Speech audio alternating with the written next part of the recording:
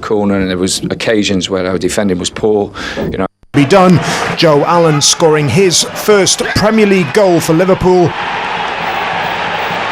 Palace could have levelled through Mile Jedinak, but not for the first time this season. Simon Mignolet was in outstanding form.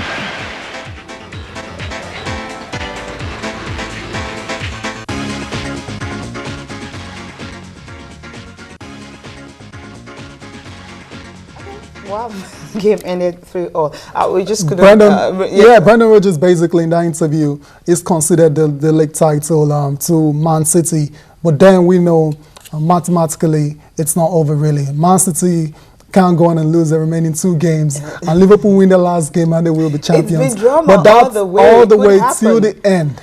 Till the end. So you whoever thought that Mourinho would have lost to Sunderland? And whoever thought that Norwich would go to Stamford Bridge and get pick up a point? Yeah. That's the thing. So it could happen. Yeah, it's possible. I'm not saying it's not possible, but it's very unlikely to happen at this stage of the season.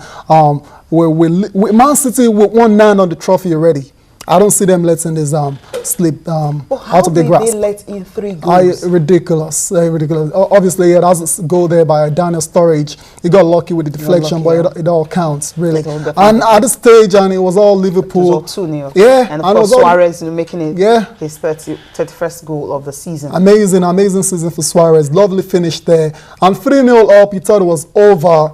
And Liverpool just had to sit back and consolidate. And this is how the first one amazing. Delaney there with an amazing strike. Where were the defenders? Yeah, well, they couldn't do anything about that really. And this is the terrible goal right there. Look at all the defenders around Gale, and they left in that space. Very difficult finish, but he did it very well.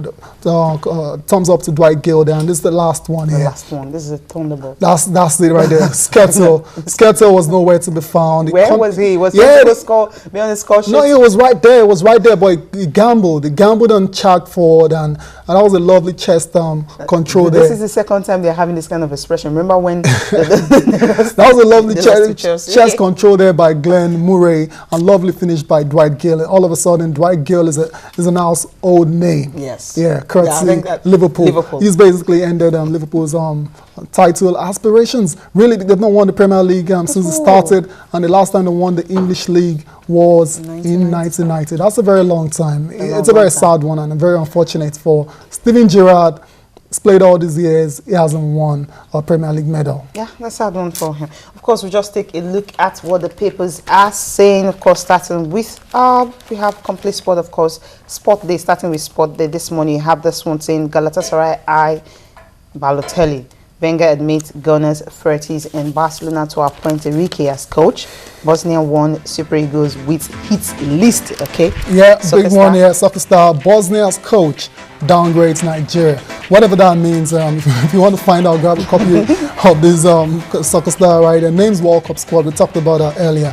Real turns down Chelsea's bid for Modric. Well, the silly season is almost here. And lastly, Onazi eyes Liverpool move. I like to see Onazi definitely in the English Premier League. You shouldn't sit to the bench like Moses is currently doing. I'm moving on to Sporting Life now. Crystal Palace 3, Liverpool 3. That's the biggest headline here. And Liverpool's title hope dashed. Arsenal keeps £60 million for Cavani.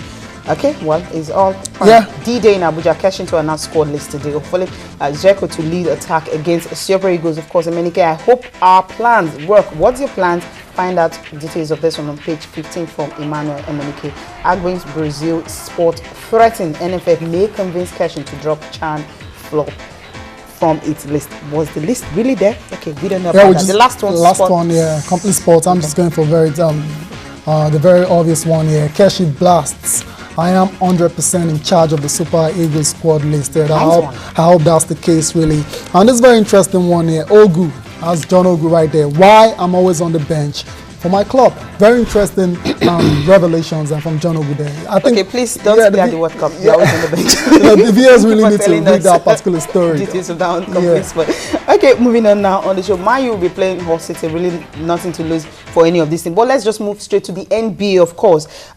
Semi-finals. decided last night. Amazing. Yesterday, it's really hotting up. It's the semi-finals. That's when they start differentiating the boys from the men. And yesterday, 2 games went down. And was between LA Clippers defeating Oklahoma City Thunder 122-105, and Washington Wizards. They're still going great guns. Surprising after they dumped Chicago Bulls. They destroyed Indiana Pacers on their home court. But that first game was the most interesting for me. 122 was a blowout of the OKC Thunder. The OKC Thunder, they had the second best record behind San Antonio Spurs. So what happened to them in this game? Yeah, for them to be blown away. For them to be blown away on their home court like that, it's incredible, really. And Chris Paul, CP3, he was unconscious yesterday. He had 8 3-pointers. Amazing. He had a very excellent game, very sensational. Yeah, it was. Now, 3-pointers shooting practice. The funny thing is, Chris Paul is not known as a shooter. He is a point guard, and he makes play for other people. But yesterday, for some reason, they left him alone, and they dared him, and he nailed them to the cross.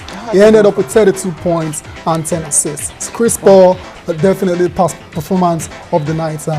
For LA Clippers. Okay, I think the Nastellini should have actually died down, and of course the players are on the rise, because LA Clippers are known for always losing. Okay, we'll end the show on this particular note. Really not a good one. Talked about Batacha. She died on Sunday at the age of 30.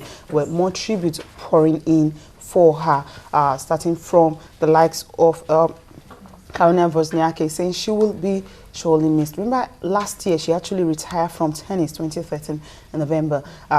Due to illness, she had liver cancer that she's treated for a while. Well, she didn't really come up with it till in middle of January. That was when she actually announced about it. And of course, in March, she talked about that. That's Andy Murray paying tribute in Madrid Open. Yeah, sad one for the sport of tennis and sports in general. And when these things happen, when a young star, 30 years old, just passes on like that, it's never a good one at all. So we just got to pray for the family and our fans as well.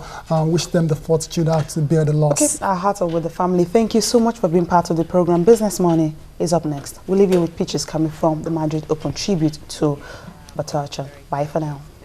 Hear what has just happened.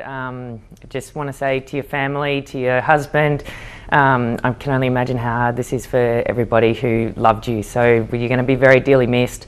Obviously you left the tour not so long ago, but you're all still very fresh in our memories. So we'll be thinking of you, and yeah, that's it. In 2005, when I played my first Fed Cup, and we played against Great Britain, and I didn't have a chance against her. She beat me quite easily, and I thought, okay, I need to work hard on my game to reach that level. But she was always a fighter. She gave it all she had. She was such a fun person to be around, and my condolences and thoughts go out to her family and friends who have a horrible time at the moment.